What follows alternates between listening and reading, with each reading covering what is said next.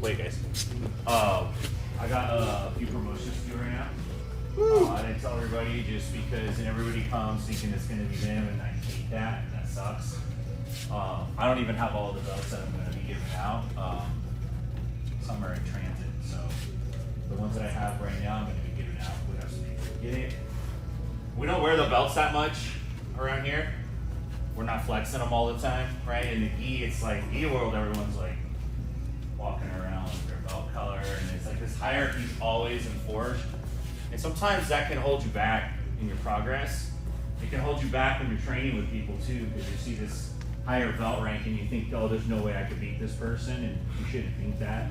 The one thing that no-gi really dispels is that the belts really are hierarchical. They're really not. There's people that are lower ranked that are beating people that are higher ranked all the time because the moves work, right? And so most of our focus here is on being good fundamental grapplers, having a good time, trying to be a good person, improving your life, all that kind of stuff, right? That's what we're doing. But Jiu-Jitsu is a martial art, and there is a progression to it. And the question I get asked a lot is like, what do I need to do to get my X belt? And that's a hard question to answer because it's not the same for everybody. And that's a shitty answer too.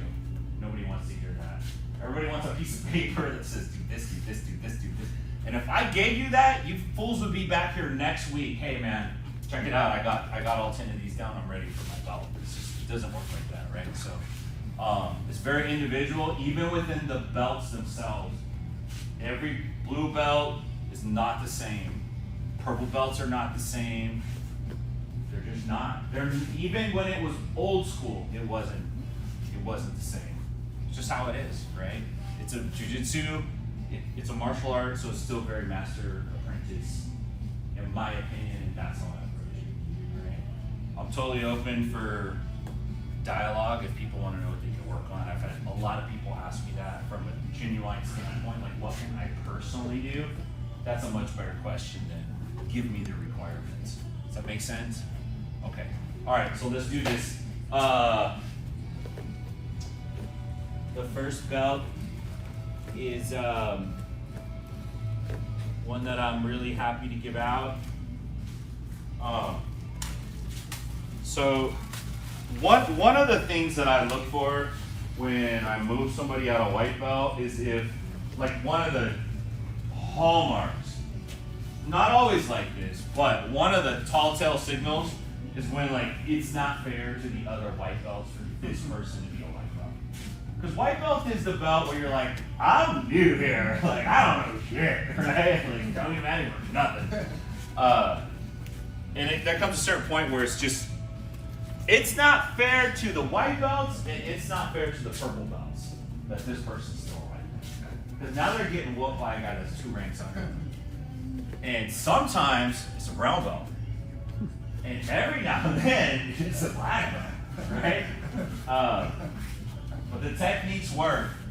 And this person's put a lot of hard work in. And on top of that, he's a really good person. I'm really glad to have him training with us. He won't be with us in Nashville forever because he's moving on to do some really cool stuff. I'll let him share that. But Andre, this is for you.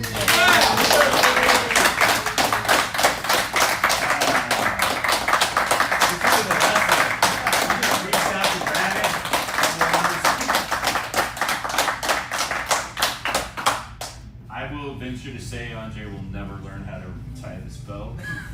And that's okay. But Andre, how long are you going to be out here with this for? I still got 1 month left. Going to the Air Force, so.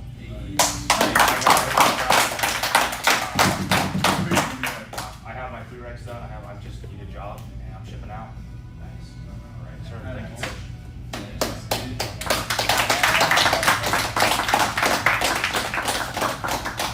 Okay, I got one more.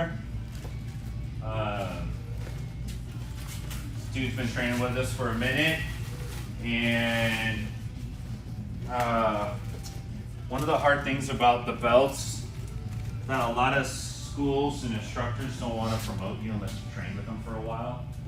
And some people, their life doesn't operate like that. Like, what I mean is, sometimes life happens, and then sometimes the nature of your job or what you're doing forces you to move geographically, you know, every 8 months, every 10 months, and you're training, but the places you're training at, they're like, dude, you just showed up, dog. Like, you're just a white belt, right? I mean, that's what happens. But this person's been with us for a while. Very good approach on the mats. I really look for people's ability to temper their training, right? Their live rolling. What I mean by that is, like, some people have to kind of be taught that, and some people instinctively kind of know that their size is bigger than somebody else, or they're going too fast, or they're going too hard, or whatever, right? And this person was always been attuned to that.